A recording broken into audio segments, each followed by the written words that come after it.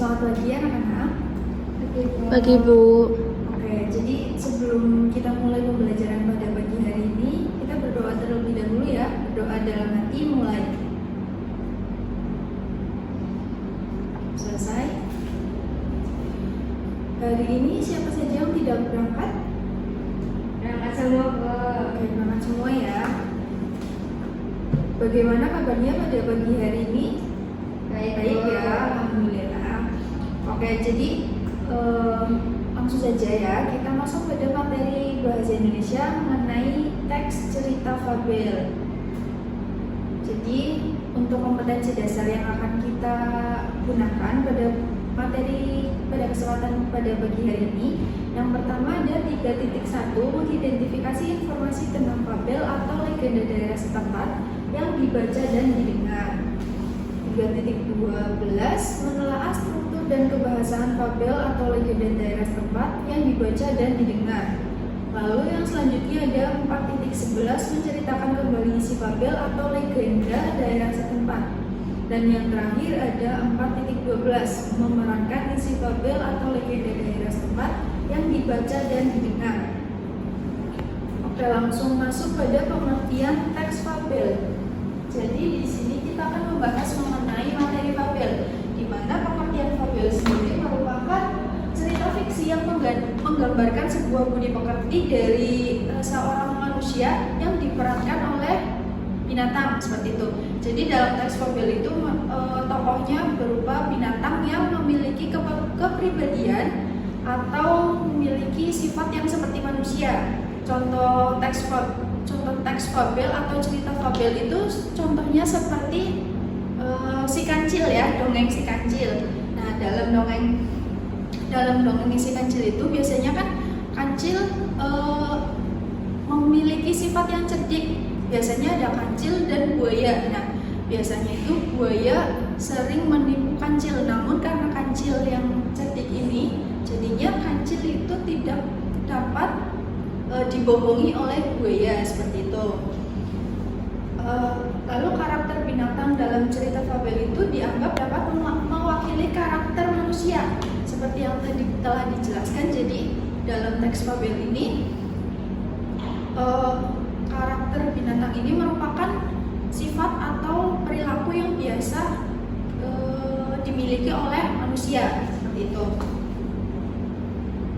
Lalu yang selanjutnya ada ciri-ciri fabel, di mana ciri-ciri yang pertama, tokoh dalam fabel ini berupa binatang yang wataknya menyerupai manusia seperti penjelasan yang seperti tadi ya, seperti yang telah dijelaskan. Lalu yang kedua ada alur ceritanya singkat dan sederhana. Jadi karena biasanya teks fabel ini kan diperuntukkan oleh anak-anak, jadi untuk cerita atau alurnya singkat dan sederhana seperti itu. Lalu yang ketiga ada karakter tokoh yang ada berupa karakter yang baik dan karakter yang buruk atau karakter yang jahat. Contohnya seperti dongeng si kancil tadi. Si kancil ini merupakan sosok yang memiliki sifat yang baik. Kancil juga sering menolong teman-temannya yang suka dibohongi atau dijahati oleh sang buaya. Nah, sedangkan sang buaya ini memiliki sifat yang buruk. Buaya suka berbohong kepada sesama temannya atau sesama binatang. Lalu yang keempat ada tema dan pesan moral dalam fabel yang terkandung dituliskan dalam cerita. Nah, biasanya dalam fabel ini juga kan terdapat pesan atau pesan moral yang biasanya dalam teks fabel ini kan kita dapat mengetahui pesan moral apa yang disampaikan oleh penulis dalam cerita atau dalam filmnya tersebut. Lalu yang kelima ada pendahuluan secara singkat dan tidak berbelit-belit. Jadi dalam cerita fabel itu biasanya kita akan mendengar atau membaca kalimat pada zaman dahulu itu biasanya merupakan sebuah opening atau sebuah pembukaan atau pendahuluan yang merupakan cerita yang sangat singkat untuk menggambarkan cerita fabel tersebut. Lalu di sini ada jenis-jenis fabel. Yang pertama ada jenis fabel berdasarkan paparan watak dan tokoh yang dibagi menjadi fabel alami dan fabel adaptasi. Di mana untuk fabel alami ini merupakan fabel yang menggunakan watak tokoh binatang seperti pada kondisi alam nyata, yang contohnya seperti kura-kura berwatak tenang dan berjalan lambat. Sedangkan kelinci ini berwatak cerdik dan berwatak cerdik dan memiliki kemampuan yang lari cukup cepat seperti itu. Lalu latar cerita dalam fabel ini biasanya dari habitat asli hewan seperti ada di hutan ataupun di sungai dan sebagainya. Lalu yang kedua ada fabel adaptasi, yang dimana fabel adaptasi merupakan fabel yang menggunakan watak tokoh yang berbeda dengan watak asli yang di dunia nyata. Contohnya seperti apa? Contohnya itu seperti watak seekor beruang yang periang dan bisa pergi ke pusat perbelanjaan ya. Ya betul. Jadi di sini contohnya seperti watak dari seekor beruang yang memiliki watak periang, dan beruang itu bisa pergi berbelanja ke sebuah tempat. Dan jika dilihat dari dunia nyata, beruang ini memiliki watak yang keras dan berada di hutan. Jadi beruang itu kan tidak bisa pergi ke tempat-tempat lain, apalagi ke pusat perbelanjaan seperti itu ya. Sampai sini paham? Oke, lanjut ya. Yang selanjutnya ada jenis fabel yang kedua, yaitu jenis fabel yang berdasarkan kemunculan pesan yang dibagi menjadi dua, yaitu fabel berkoda dan fabel yang tanpa koda. Di mana fabel yang berkoda ini merupakan fabel yang memunculkan pesan secara jelas dan mudah ditemukan. Jadi biasanya fabel berkoda ini pesannya itu dapat langsung kita ketahui ketika kita membaca atau mendengar suatu cerita fabel seperti itu. Ya, lalu yang kedua ada fabel tanpa koda, yang merupakan fabel yang pesannya tidak dimunculkan dalam sebuah cerita atau dalam sebuah film fabel ya.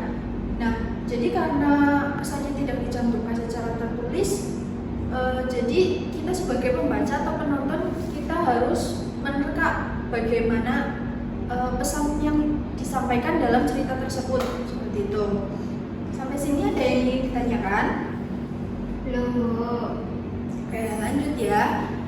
Masuk pada struktur fabel. Di sini struktur fabel kurang lebihnya sama dengan struktur novel ataupun cerpen yang terdiri dari orientasi, komunikasi, resolusi, koda, dan lain-lain. Untuk yang pertama kita akan membahas mengenai orientasi, di mana pada bagian orientasi ini merupakan bagian pengenalan sebuah cerita yang berisikan dengan pengenalan cerita yang diantaranya seperti pengenalan tokoh, latar, suasana, tempat, atau background dan lain sebagainya yang menceritakan tentang kejadian atau peristiwa dalam sebuah cerita tersebut. Lalu yang kedua adalah komplikasi, di mana komplikasi merupakan klimaks atau cerita yang berisikan mengenai puncak masalah yang dihadapi oleh tokoh-tokoh yang ada dalam cerita tersebut. Lalu yang ketiga ada resolusi, di mana pada bagian resolusi ini merupakan bagian yang digunakan sebagai pemecahan masalah dari sebuah komplikasi tersebut. Jadi ada pemecahan, ada seperti solusi ya. Resolusi itu sama saja seperti solusi. Jadi pada bagian kedua itu kan ada komplikasi yang menunjukkan puncak masalah. Nah, lalu yang ketiga itu ada resolusi, di mana bagian ini dapat menceritakan atau menjadi pemecah masalah yang dialami dan dirasakan oleh tokoh. Lalu yang keempat ada koda, di mana koda ini merupakan bagian akhir dari sebuah cerita yang berisikan pesan atau amanat yang ingin disampaikan penulis kepada pembaca atau penikmat film fabel seperti itu. Selanjutnya ada unsur intrinsik fabel. Ini juga sama seperti novel ataupun cerpen yang memiliki unsur intrinsik ya. Jadi unsur intrinsik fabel yang pertama itu ada tokoh. Tentu tokoh ini sangat berperan penting ya. Jadi dalam sebuah cerita atau khususnya di cerita fabel ini, tokoh yang ada dalam cerita fabel ini digambarkan dengan tokoh binatang. Tokoh binatang yang memiliki watak atau karakter seperti manusia. Lalu yang selanjutnya ada watak. Jadi ada tokoh dan ada watak. Di mana watak ini merupakan sikap atau perilaku yang dimiliki oleh tokoh dalam cerita fabel. Watak ini merupakan watak yang dapat dipengaruhi oleh pikiran atau tingkah laku dari tokoh tersebut. Lalu yang ketiga tentunya ada latar ya. Dalam fabel ini, latar ini merupakan latar yang menceritakan tempat kejadian atau latar suasana dan latar waktu yang digunakan dalam cerita. Jadi latar yang digunakan dalam cerita fabel itu kan biasanya ada di sungai, ada di hutan, dan lain sebagainya ya. Oke, jadi latar ini dapat berfungsi untuk menyampaikan informasi yang jelas tentang situasi atau kondisi dalam sebuah cerita yang sedang diceritakan, seperti itu. Lalu yang keempat ada alur, di mana alur merupakan proses berjalannya cerita. Alur dapat dibagi menjadi 3, yaitu alur maju, alur mundur, dan alur campuran. Di mana untuk alur maju itu sendiri merupakan alur yang menceritakan secara beruntut dari urutan peristiwa dari awal sampai akhir. Lalu untuk alur mundur merupakan cerita yang disampaikan untuk melihat ke belakang, jadi seperti flashback ke belakang, dan menceritakan akhir cerita terlebih dahulu dan kemudian berjalan mundur hingga ke awal cerita. Lalu untuk alur campuran ini dapat disampaikan secara melompat-lompat. Maksudnya melompat-lompat itu seperti apa sih? Jadi dalam alur campuran ini diceritakan tentang masa lalu dan masa kini secara bergantian seperti itu. Jadi dapat dikatakan sebagai alur campuran dan alur yang jalan ceritanya itu lompat-lompat seperti itu ya. Oke, jadi yang selanjutnya ada nomor 5, yaitu sudut pandang. Di mana sudut pandang ini merupakan cara yang digunakan oleh pengarang dalam bercerita atau menceritakan peran atau kejadian dalam cerita tersebut ya. Oke, jadi sudut pandang ini dapat terbagi menjadi 2 ya. Di sini ada sudut pandang orang pertama dan sudut pandang orang ketiga. Untuk sudut pandang orang pertama itu biasanya dibuktikan atau dicontohkan sebagai atau digambarkan dengan tokoh aku. Seperti jadinya penulis itu seperti menceritakan kejadian atau cerita tentang aku. Jadi penulis itu seolah-olah ada dalam cerita yang ditulisnya seperti itu ya. Lalu yang selanjutnya ada sudut pandang orang ketiga. Jadi pengarang ini ada di luar cerita atau seolah-olah menjadi dalam dari cerita. Jadi untuk sudut pandang orang ketiga ini ya penulis seperti menceritakan tentang kejadian-kejadian dari orang lain atau tokoh lain seperti itu. Yang keenam ada tema. Tema ini merupakan salah satu unsur yang sangat penting juga ya. Jadi tema ini merupakan gagasan utama yang disampaikan oleh pengarang. Jadi tema ini merupakan bentuk kata yang digabungkan menjadi sebuah judul seperti itu. Contohnya seperti kekeluargaan, percintaan, persahabatan, tanggung jawab, dan sebagainya seperti itu. Lalu yang ketujuh ada amanat. Amanat ini merupakan pesan moral yang ingin disampaikan oleh pengarang pembaca atau penikmat karya. Untuk materi tentang teks fabel sampai sini sudah paham atau ingin ditanyakan? Paham.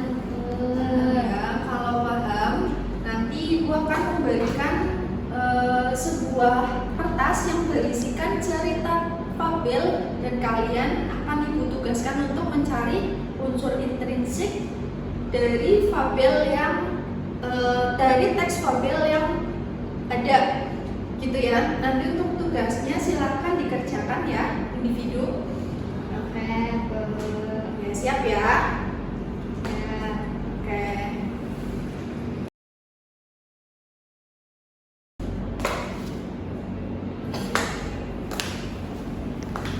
Oke, untuk tugasnya sudah mendapatkan semua ya? Sudah, Bu. Ya, jadi untuk tugasnya nanti kalian membaca teks tersebut, terus nanti kalian harus menentukan unsur intrinsik dan unsur atau struktur fabel seperti yang tadi dijelaskan ya, mana bagian orientasi, mana koda dan lain sebagainya. Nah, yang untuk unsur intrinsik nanti kalian harus menyebutkan tokoh, watak, latarnya di mana saja dan lain sebagainya. Nanti Ibu beri waktu 15 menit cukup ya? Cukup. Oke, jadi 15 menit itu untuk kalian membaca teks fabel dan mengerjakan soalnya. Sampai sini paham?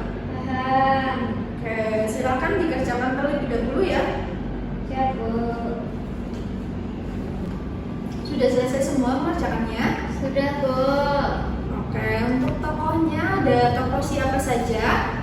Ada ayam, monyet sama kepiting, yam. Iya, betul sekali. Jadi kita bahas sama-sama saja ya. Ya, Bu. Untuk latarnya ada latar tempat. Latar tempatnya di mana saja? Hutan dan sungai. Ada lagi? Tidak. Ada ya, hanya hutan dan di sungai saja. Untuk latar suasananya seperti apa? Menegangkan dan mengharukan. Untuk betul sekali ya. Untuk latar waktunya? Petang hari dan siang hari. Ya, petang hari dan siang hari. Jadi ada semua ya di teksnya ya untuk unsur intrinsiknya ya. Lalu yang selanjutnya untuk struktur fabel, bagian orientasinya itu pada paragraf keberapa dan bunyinya seperti apa? Paragraf awalnya? Seekor kuda. Ya, dari seekor kuda sedang berjalan dari sebuah ladang menuju sebuah hutan yang lebat. Itu ya untuk orientasinya. Lalu yang komplikasi dari bagian paragraf mana? Dari yang terlintaslah di benak kuda itu sampai pontang-panting berlari. Oke, di paragraf tengah-tengah ya posisinya ya. Jadi pada bagian kalimat terlintaslah di benak kuda itu untuk menakuti binatang-binatang hutan yang melewati dirinya. Jadi komunikasinya ini ada di bagian tersebut ya, di bagian paragraf ke 1, 2, 3, 4, 5, 6, 7 ya, paragraf ke-7. Lalu yang selanjutnya ada bagian apa lagi? Resolusi. Ya, untuk bagian resolusi atau solusinya ada di kalimat yang seperti apa bunyinya? Dari yang setelah itu kuda itu kembali bersembunyi di dalam semak-semak sampai kuda itu pun keluar dari semak-semak dan berjalan hati-hati mendekati kucing hutan. Ya, betul sekali. Jadi kalimatnya setelah itu kuda itu kembali bersembunyi di dalam semak-semak. Lalu ia menunggu binatang lain tiba melewati semak-semak itu. Tibalah ketika kuda itu meloncat ke arah tapir, ia terkejut dari ketika mengetahuinya. Lalu kuda tersebut lari tunggang langgang menjauhi kuda yang menggunakan kulit harimau. Jadi resolusinya ada di bagian paragraf ke 11 ya. Ya. Oke, lalu yang terakhir ada bagian apa? Koda. Oke, jadi untuk bagian koda itu dari paragraf saat jaraknya sudah sangat bersahabat dengan kucing hutan, kuda itu mau menyerupai halnya seekor harimau. Tetapi rupanya beliau tidak sadar bahwa bukannya mengaum, ia malah meringkik. Dari kalimat itu sampai kalimat kejujuran merupakan perilaku yang paling indah di dunia ini. Jadi di bagian koda atau bagian terakhir ini menjelaskan atau menginformasikan terkait pesan moral juga ya. Ya. Oke, sepertinya sudah paham ya tentang materi fabel pada kali ini ya. Paham, Bu. Oke, jadi karena waktunya juga sudah habis ya, jadi Bu akhiri saja ya pertemuan pada pagi hari ini. Iya, Bu. Oke, tetap semangat ya, jaga kesehatan, jangan lupa belajar. Ibu akhiri, wassalamualaikum warahmatullahi